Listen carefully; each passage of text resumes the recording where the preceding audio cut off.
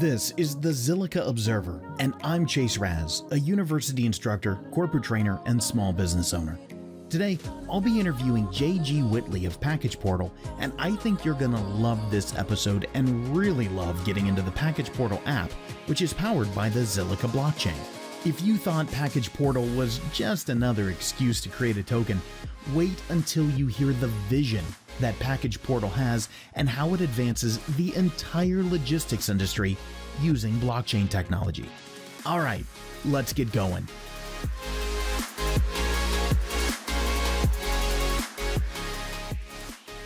Well, hi there, everybody. Welcome to the Zilliqa Observer, and today with me is J.G. Whitley. Hi, J.G. How are you? Doing really well. How are you?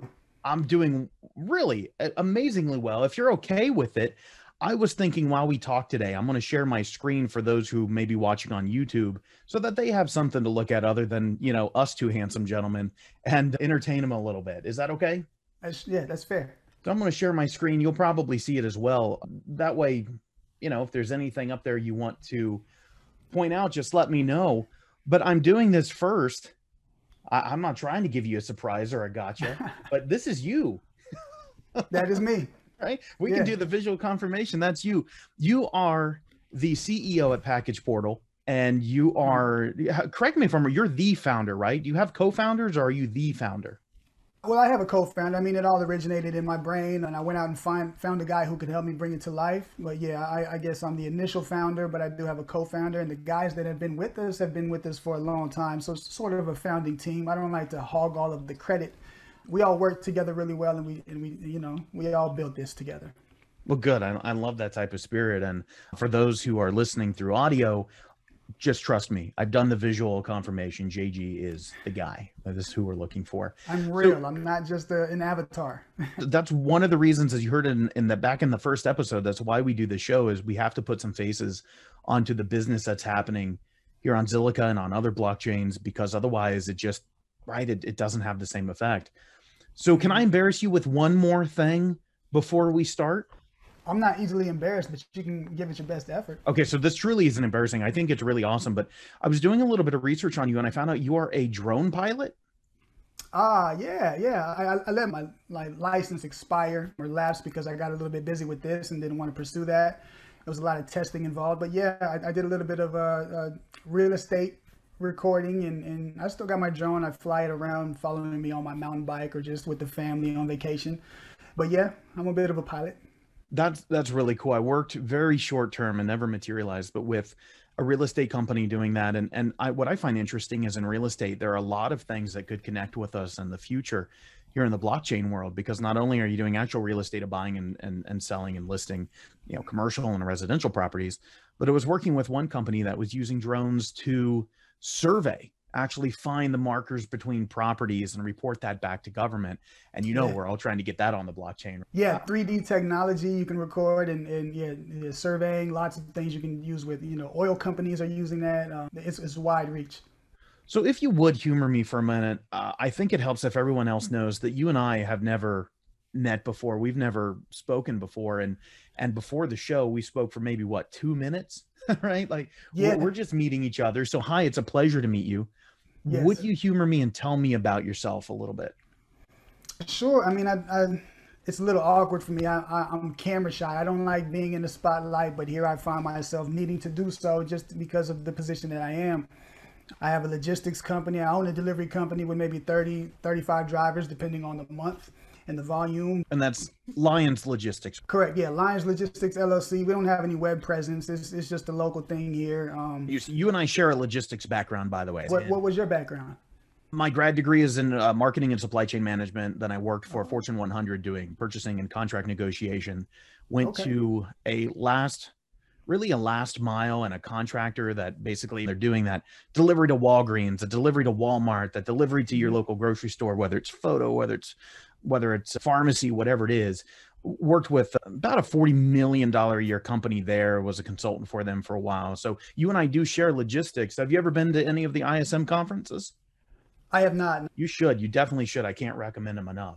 So sorry to hijack you there, but keep going. Yeah, you have a logistics company. Man, I'm super regular. You know, I've got a wife and a kid, and my son is almost almost an adult. He'll be 18 in another couple of months here. My wife and I have been married for 13 years.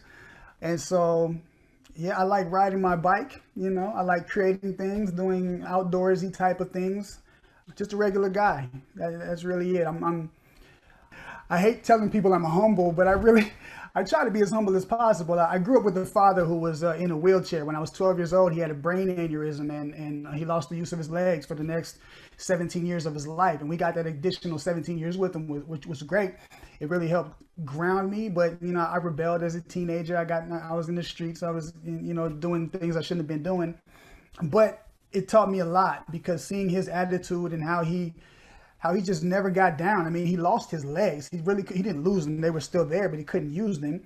And his joy just never vacated. It was always present. And so having that foundation as a child, it was a magnet. You know what I'm saying? So that was really good. And it gives me an outlook on life now where nothing is too big. There's no problem too large or too troublesome that we cannot overcome, and just figure it out. My motto in life is just figure it out. Here's the problem. Okay, let's find a solution. We can get there somehow. It's part of logistics. You know, there's too many boxes.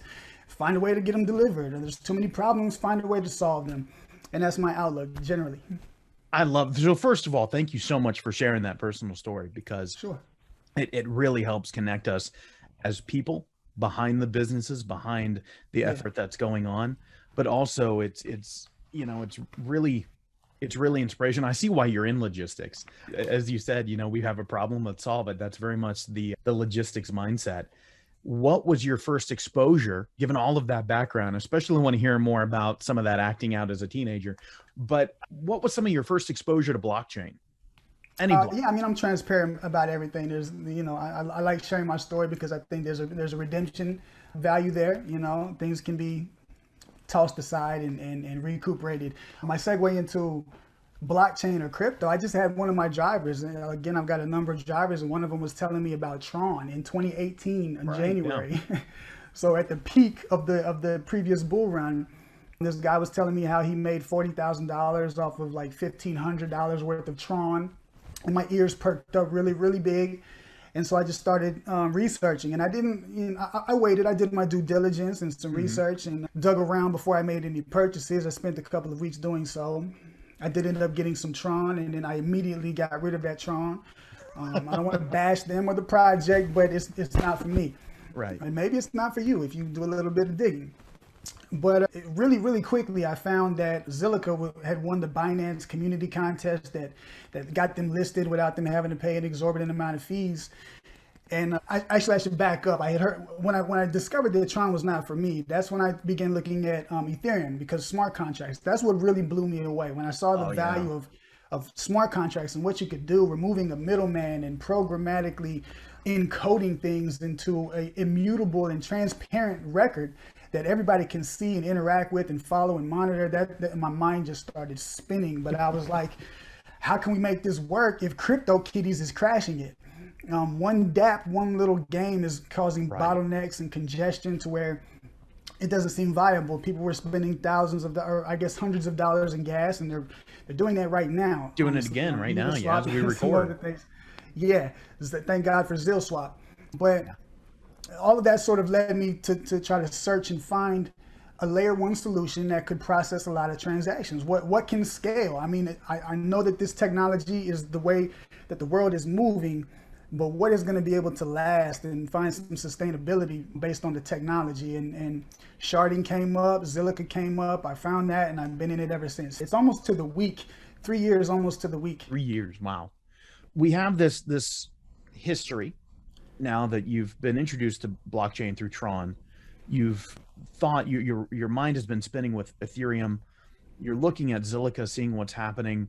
And as a logistics person, I'm sure you have, you know, not just PackagePortal as an idea, but other things. And so as all of this is materializing, what was sort of your process to ultimately choose Zilliqa? Just a lot of research. At the time, you know, it was 2018, and everybody was looking for the ETH killer because CryptoKitties just killed the network and all of that hoorah. I don't think there is any ETH killer. I think that if Ethereum were to die, then it would be catastrophic for the industry as a whole. So Absolutely. Interoperability is the buzzword of 2021, I think, and it's spot on. I think that that's what's needed. That's what's going to take this mainstream and outside of just our own crypto bubble, but begin to disseminate into just everyday use. And that's kind of what I wanted to do with PackagePortal. Just bring an onboarding platform, or bring, you know, cryptocurrency to normal everyday life.